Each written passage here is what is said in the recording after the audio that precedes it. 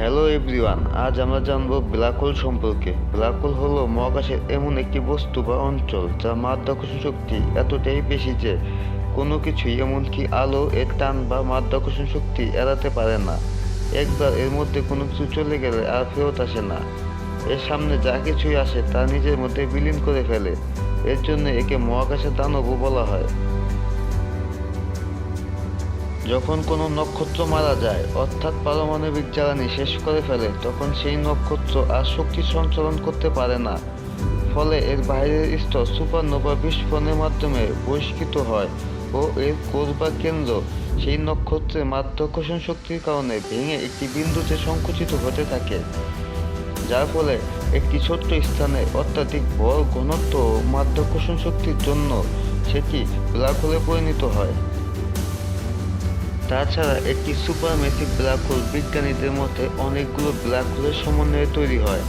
এটি একটি ইউনিভার্সের কেন্দ্রে থাকে ও প্রিমোরডিয়াল ব্ল্যাক হোল বিগ ব্যাংয়ের পরই উচ্চ ঘনত্ব অঞ্চল ভেঙে যাওয়ার ফলে তৈরি হয়েছে বলে ধারণা করা হয়। এছাড়া ব্ল্যাক হোলের কিছু নির্দিষ্ট অঞ্চল রয়েছে, যেমন ইভেন্ট হরাইজন ও সিঙ্গুলারিটি। ইভেন্ট হরাইজন এটি ব্ল্যাক হোলের চারপাশের সীমানা। একবার এই সীমানা অতিক্রম করলে এর মাধ্যাকর্ষণ শক্তির কারণে আর কোনো কিছুই ফিরে আসতে পারে না। সিঙ্গুলারিটি এটি ব্ল্যাক হোলের মূল অংশ। এখানে পদার্থবিজ্ঞানের কোনো নিয়ম বা তথ্য কাজ করে না। এছাড়াও ব্ল্যাক হোল সম্পর্কে বিজ্ঞানীদের কিছু তত্ত্ব রয়েছে, যেমন স্প্যাগেনিফিকেশন ও টাইম ডিউরেশন। একটি ব্ল্যাক হোলের কাছে বস্তুগুলো স্প্যাগেনিফিকেশন নামে একটি প্রক্রিয়া অনুভব করে, অর্থাৎ তীব্র মাধ্যাকর্ষণ শক্তির কারণে বস্তুগুলো দৈর্ঘ্য প্রসারিত হয়।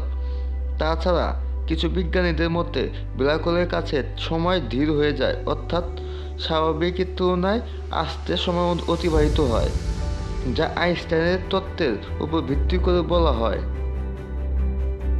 কিন্তু এখনও বিজ্ঞানীরা ব্ল্যাক হোল সম্পর্কে সঠিকভাবে কিছু বলতে পারে না, কারণ বর্তমান প্রযুক্তির সাহায্যে এটি সম্পর্কে সঠিক তথ্য দেওয়া সম্ভব নয়।